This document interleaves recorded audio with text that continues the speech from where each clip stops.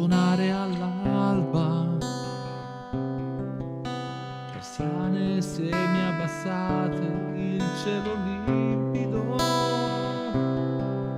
preparazioni per un grande giorno. Sarà rimasta qualche briciola di speranza nelle tasche dei pantaloni.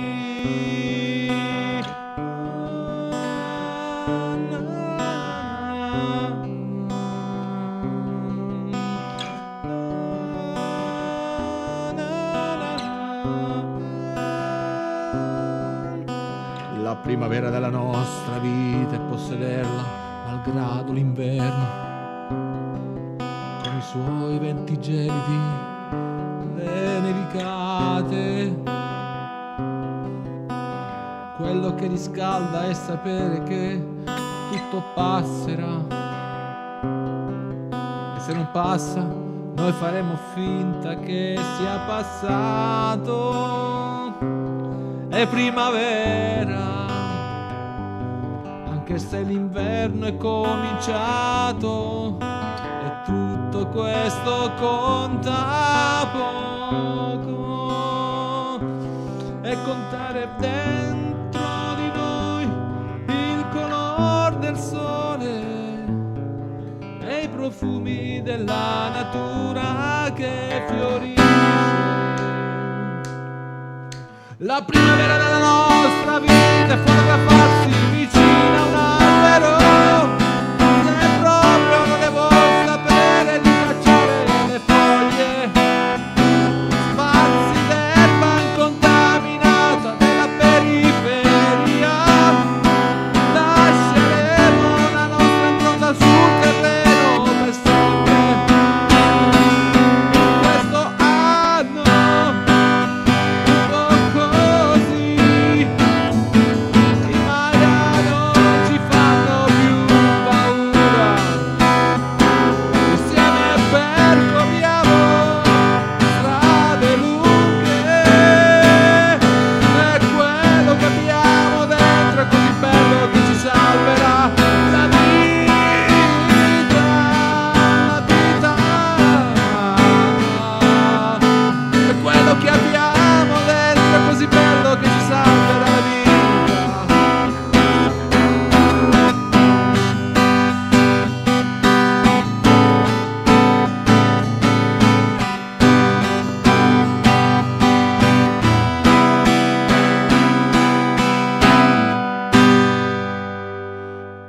Salve a tutti, siamo qui al JB Home Records a Foggia, uno studio home recording di Foggia, e apriamo ufficialmente il format che offre appunto il nostro JB Home Records, che si intitola Live Room. Quindi il nome di questo format è Live Room, che è stato inaugurato ufficialmente con un brano che ha aperto appunto Francesco Delicarri, che è l'ospite di questa prima puntata. Ciao Francesco e complimenti per il brano, perché veramente è un brano che trasmette tanta leggerezza, ma nello stesso tempo un bel po' di emozioni. E devo dirti la verità, visto che sì, ho ascoltato la maggior parte, quindi conosco la maggior parte del tuo repertorio musicale, diciamo che questa mi mancava, quindi l'ho voluta ascoltare ad occhi chiusi. Quindi benvenuto Francesco, e visto che ci presenti il tuo nuovo EP, L'Apocalisse, registrato qui al JB Home Records, niente, parlaci di come è nato, di qual è stato lo spunto e la fonte di ispirazione nella scrittura dei testi, ma soprattutto nella composizione dei brani. Buonasera a tutti. Allora, praticamente l'album L'Apocalisse nasce da un discorso legato appunto all'importanza del ricordo, del fascino dei ricordi e soprattutto della coltivazione dei ricordi, della storia, i ricordi, poi automaticamente la storia, eccetera, eccetera, eccetera.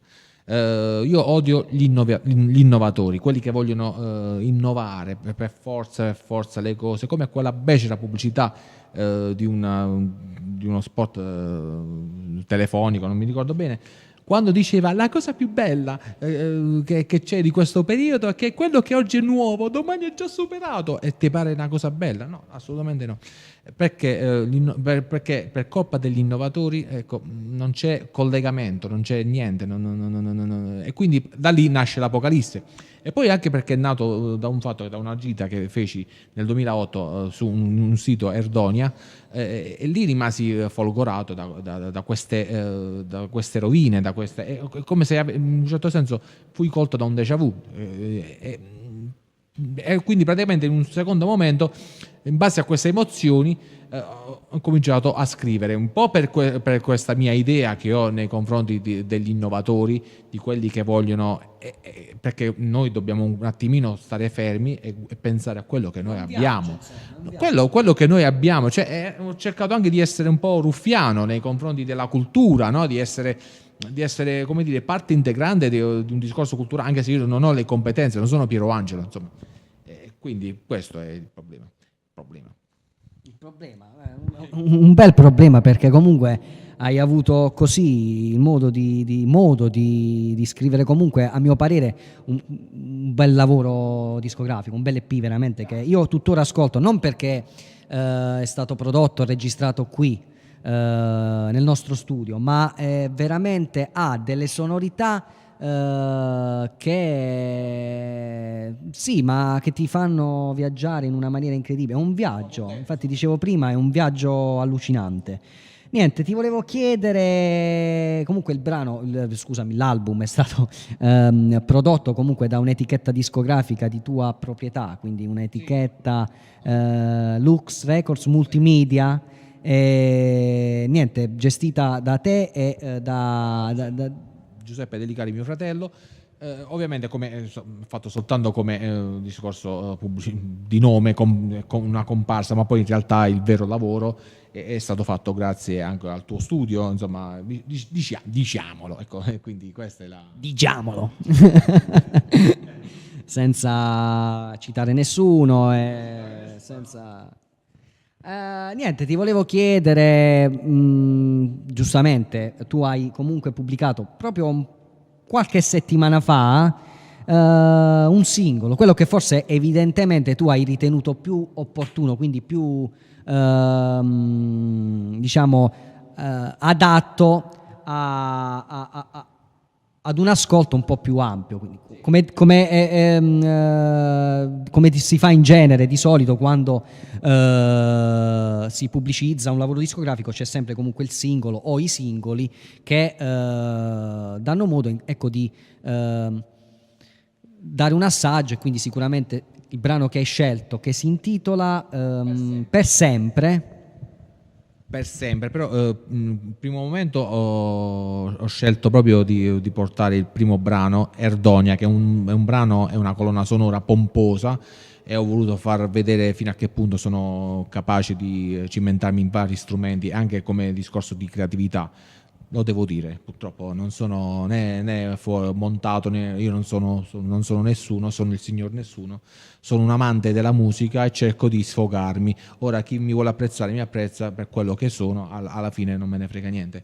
E poi, per compensare a questa pomposità di questo brano, 10 minuti da solo, scritto interamente da solo, lo devo dire, diciamolo, ho fatto un brano dove la durata è proprio minima, 2 minuti e qualche secondo, proprio qualche secondo. Così i soliti detrattori di Facebook, eccetera, quando no, non ho avuto tempo, allora praticamente 10 minuti ti posso pure capire che devi cucinare, devi fare chissà quante cose, poi in realtà non fai mai niente, non fai mai un cazzo. Poi alla fine 2 minuti, penso che 2 minuti, almeno quando stai seduto nel cesso, pensi che riuscirai, anzi forse se ascolti la mia musica può anche darti può anche stimolare la diurisi.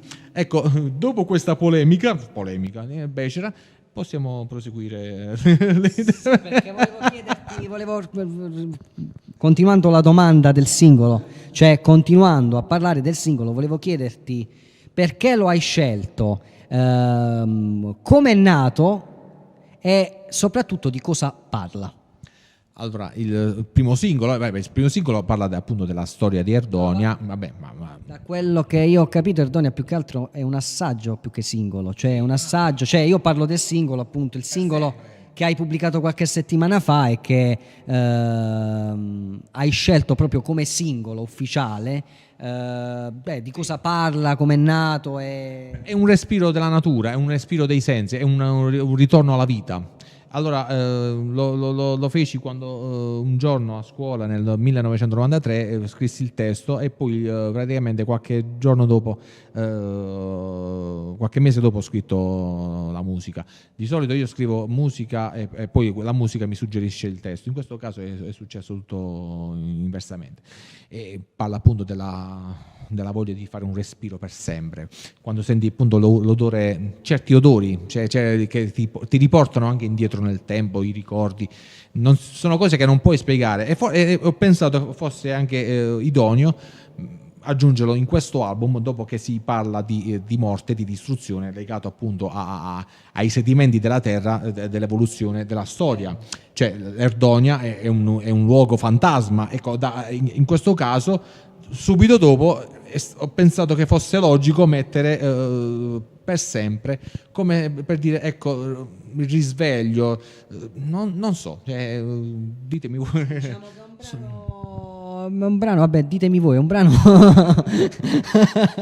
è un brano che trasmette, per dire, soprattutto il finale, cioè, distrugge il male, distrugge la negatività, distrugge i pensieri bui, tetri, quindi sicuramente un risveglio, appunto, come dicevi prima, e se è quello il senso del brano, posso dirti che trasmette, quindi ancora complimenti. Io so che tu hai suonato anche in alcuni gruppi e quindi non so, raccontaci le esperienze, com'è suonare in un gruppo fatto costituito da tante persone, se hai degli aneddoti, dei ricordi e se vuoi, perché no, salutare qualcuno dei componenti dei gruppi dei gruppi o del gruppo nei quali hai suonato, e ricollegando a questa domanda, anche collegando a questa domanda, quali sono, diciamo, le contaminazioni e genere musicale che hai un po', diciamo, digerito così tanto da estrinsecarlo, quindi o meglio proporre il tutto nella musica che fai, quindi qual è il genere, contaminazioni eccetera. Praticamente stavo dicendo che formai una band metal nell'87, cominciai a scrivere le prime canzoni, anche se la poetica, la chiamo così, non riuscivo ancora ad avere una proprietà di linguaggio, perché io abbaiavo, non parlavo, ero un selvaggio. Però con l'emozione non riuscivo a dare un nome alle emozioni, e poi un po' alla volta ho cominciato sempre di più a non essere influenzato, perché avevo gli Iron Maiden mi avevano molto influenzato, quindi anche quando cercavo di scrivere un brano non riuscivo a essere indipendente da questa influenza. Poi un po' alla volta ho fatto, nel 92 ho cambiato nome, Northwind, e quindi poi siamo andati avanti, abbiamo fatto diversi concerti, ci siamo tolti piccole soddisfazioni, soprattutto con la musica nostra, in una gara, in una competizione fra i gruppi dove praticamente si suonava musica. Noi portammo un repertorio nostro e più volte abbiamo superato il turno, e questa è una cosa bella per un gruppo metal che vive a Foggia, in un ambiente dove c'è molto jazz, troppa musica o musichetta.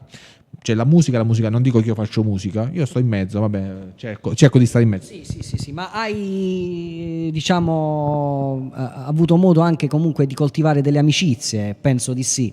suonando in gruppo, anche perché so che anche tuo fratello Giuseppe era il batterista, è il batterista. Siamo in un momento sabbatico, siamo così sospesi, quando capiterà. E poi un caro amico d'infanzia, Michele De Pellegrino, che saluto, e non sta su Facebook, quindi insomma non so. Avrà anche lui modo di vederla sicuramente questa intervista. Niente, vabbè, abbiamo parlato quindi del gruppo. Ho voluto anche cercare di fare esperienze tipo situazioni come veglioni, feste in piazza con altri gruppi che abbracciavano altri generi musicali. La prima volta che mi sono staccato dai Northwind non è stato un tradimento, ma è stato un fatto perché io comunque sono molto eclettico, non sono cresciuto soltanto con il metal, ma ho cominciato a seguire da Baglioni, Celentano, Massimo Ranieri fino ai Duran Duran e ai Pink Floyd, eccetera. E quindi facevo altri, quindi ho suonato anche con un gruppo che si chiamava i Malox, dove c'era anche il mio amico Alessio Sepielli, che è attualmente anche tastierista degli Amina Moore. Ho fatto qualche e poi con il quale abbiamo avuto modo di fare insieme la versione del brano del precedente album Rifiuti. Ho provato a scrivere un testo ma non ci sono riuscito.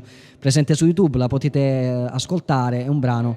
Lo potete ascoltare il brano che è di Francesco Delicarri, che abbiamo riproposto poi in una versione fatta in 3, appunto con Alessio Sepielli alla tastiera, io alla voce, alla chitarra e Francesco voce e chitarra. È basso, perché lui principalmente nasce come bassista, giusto? Quindi come bassista.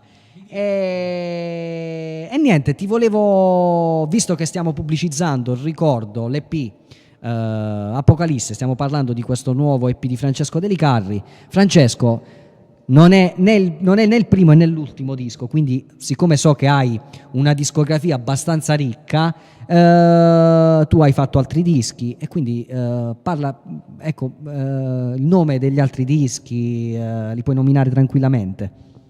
Allora, il primo album che ho fatto, un album sofferto, è stato l'album della crisi, che ho ideato nel 2011, e però soltanto nel 2013 è stato, perché ho pensato di farlo con i Northwind, poi tante vicissitudini eccetera, ho deciso di farlo da solo, e da lì ho cominciato a coltivare un discorso di essenzialità sonora, dove c'è anche il fascino delle imperfezioni.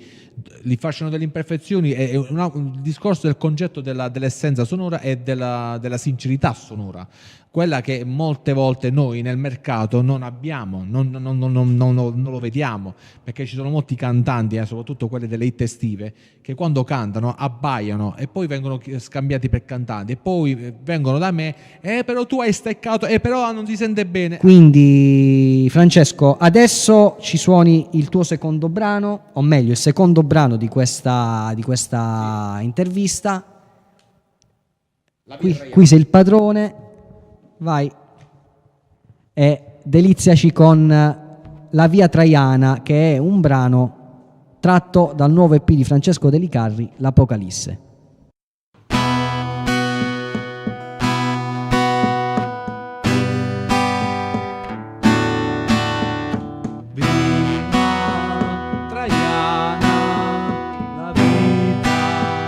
Che scorre via Traiana, ci porterà a Roma, la vita continua anche sottoterra, spiriti del passato si mettono in contatto.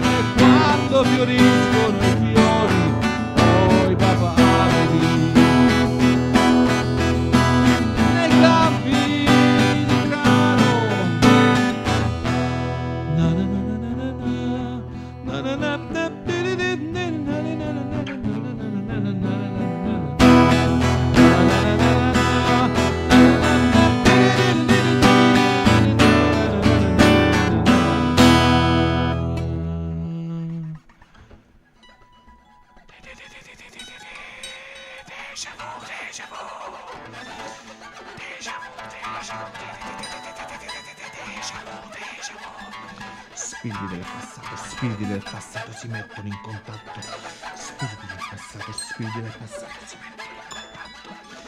Déjà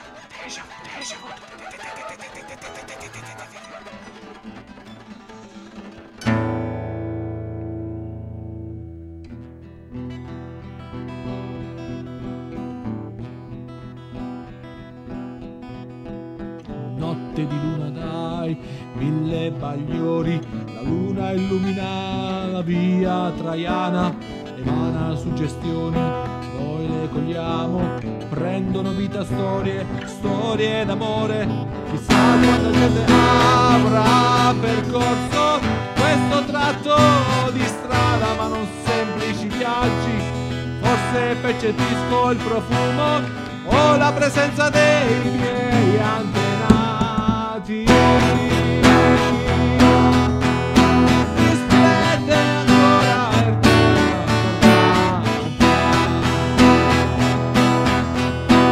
tornata alla luce, come quando fioriscono i fiori o i papaveri nei campi di grano.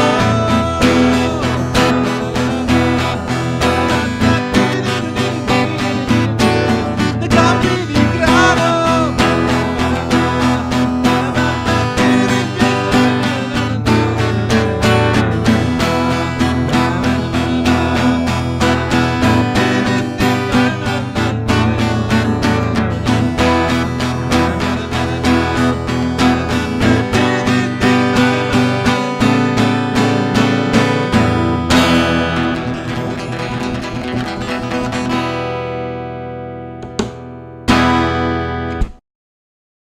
Complimenti Francesco, esibizione impeccabile, brano veramente piacevole.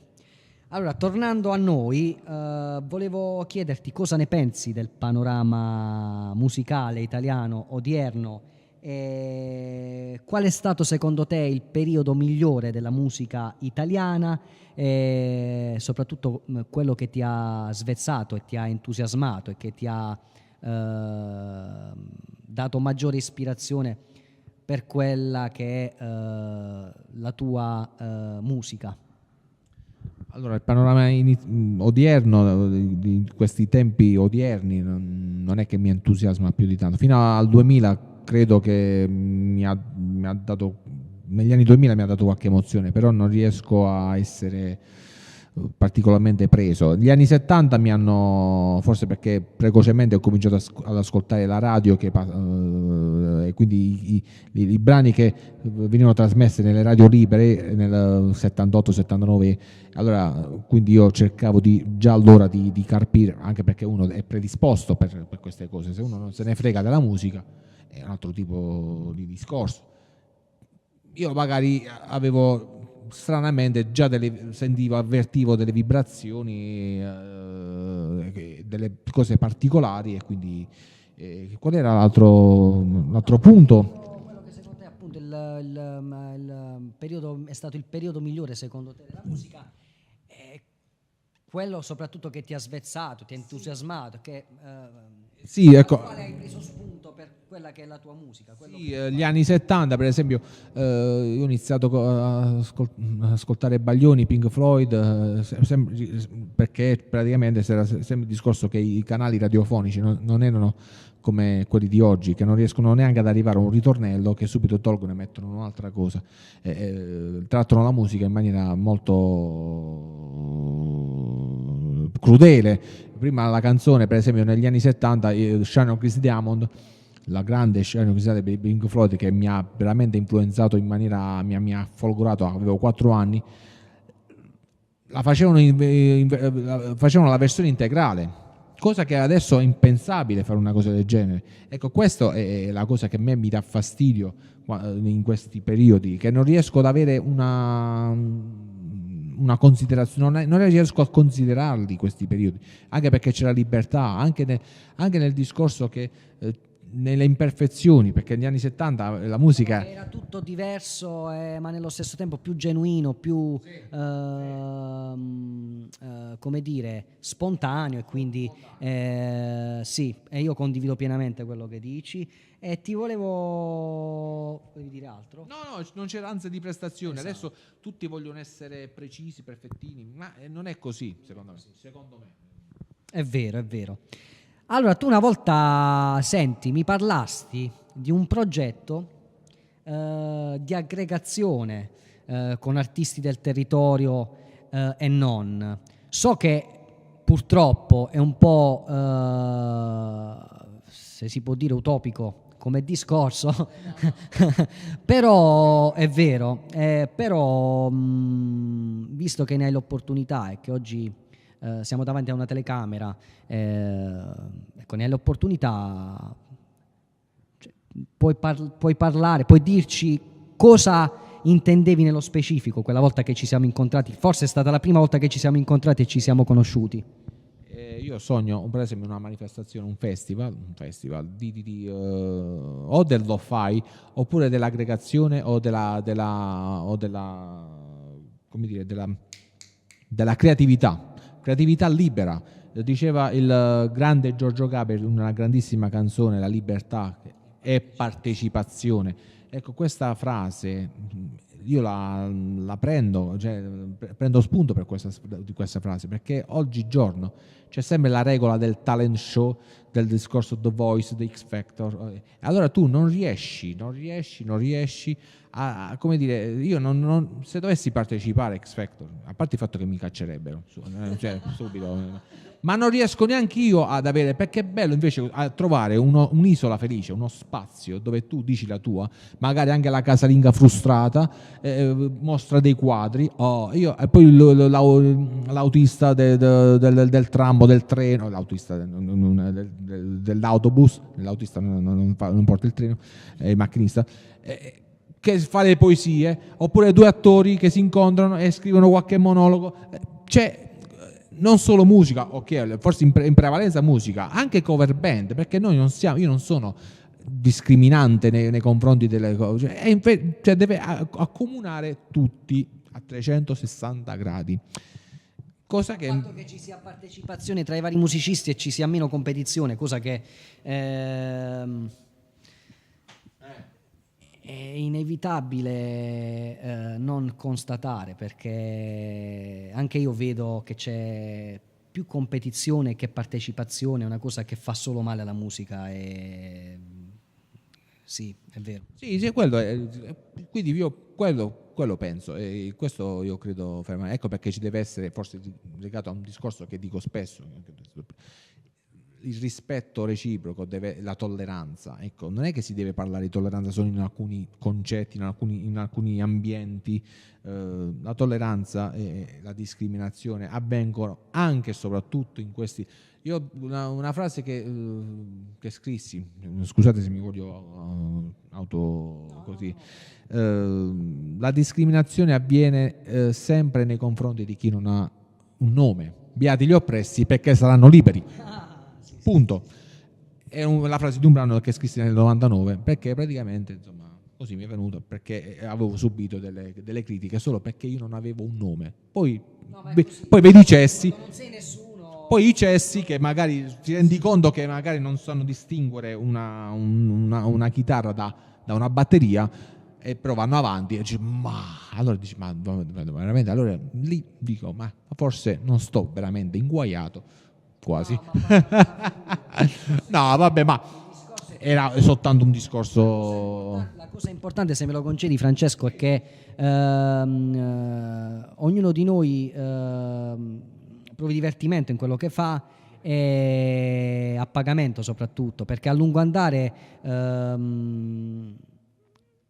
diciamo alle orecchie, se così si può dire, agli occhi, di chi apprezza l'arte in generale, sicuramente c'è opportunità di trasmissione attraverso quello che proponiamo, che propone ogni artista, a prescindere dalla tecnica o meno.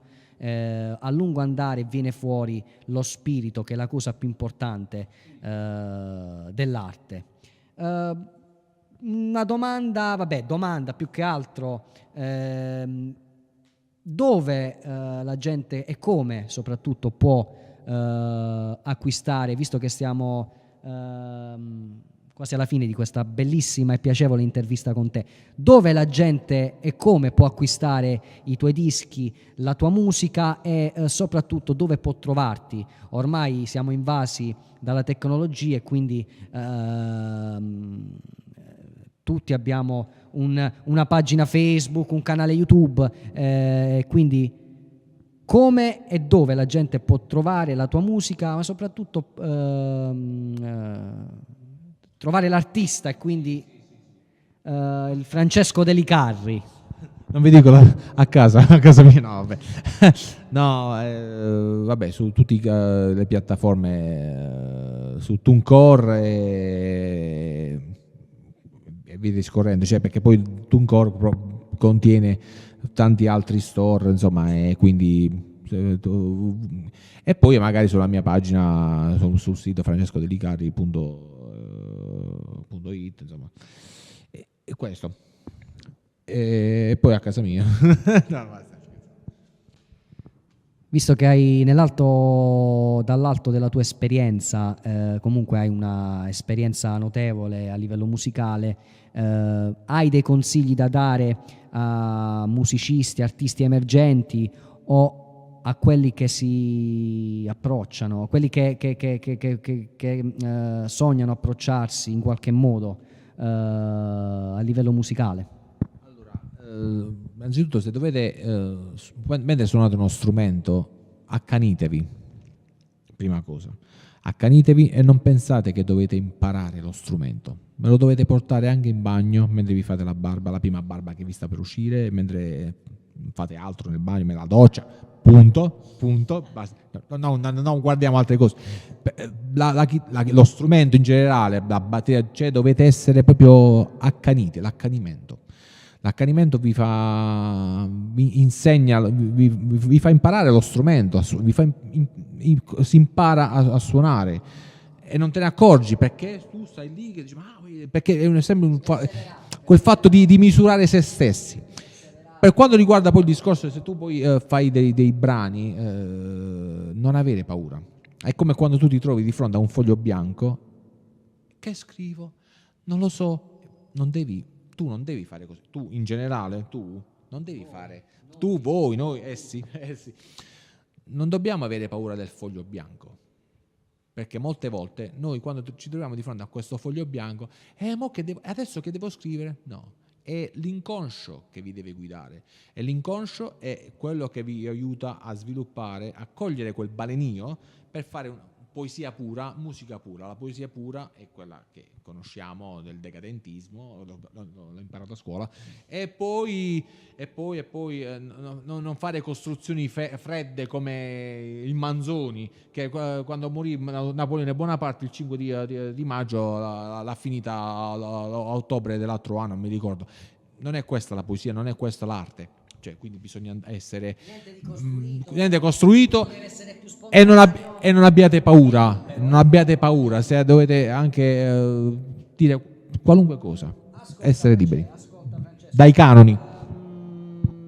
Visto che ormai purtroppo siamo arrivati alla fine della trasmissione di questa prima puntata e ti ringrazio veramente per aver partecipato a questa prima puntata di Live Room.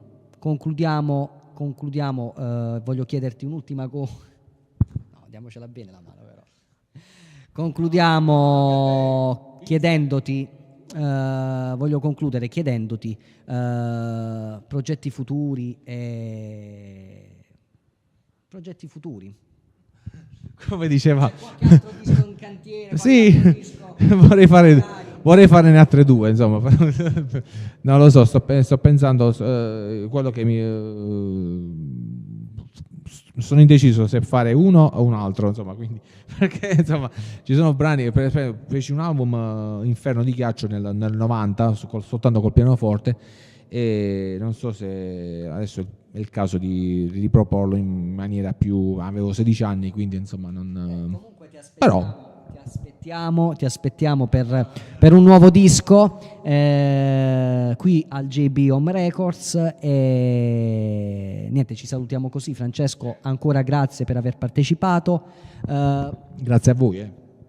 Grazie a tutti coloro che hanno seguito questa puntata e hanno seguito il nostro caro Francesco Delicarri, ripeto, cantautore foggiano, libero da ogni gabbia musicale, artistica, intellettuale, libero da ogni cosa. Un saluto a tutti gli amici del JB Home Records e vi do appuntamento alla prossima puntata. Ciao!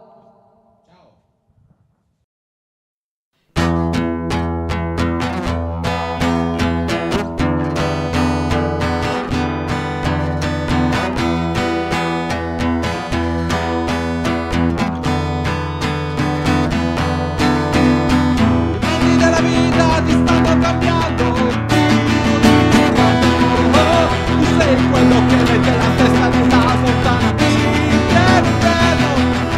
Tu sei una buffone ed altre stravaganze varie fatti apprezzare dagli amici. Questo sei tu e non puoi cambiare la tua esistenza. Ti comporti così perché hai paura di avere paura. Ti negherai il tuo passato da bravo ragazzo, finché le cause di forza maggiore ti faranno ritornare ad essere pieno, coraggioso, potente coniglio.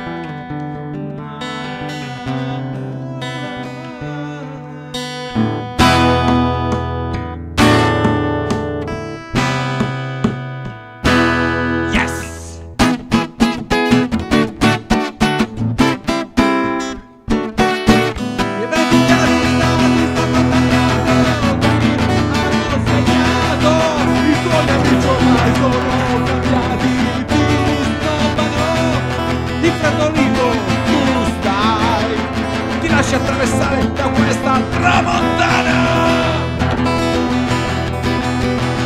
che rende ghiaccio tutto, anche i tuoi capelli che hai bagnato nell'acqua fredda.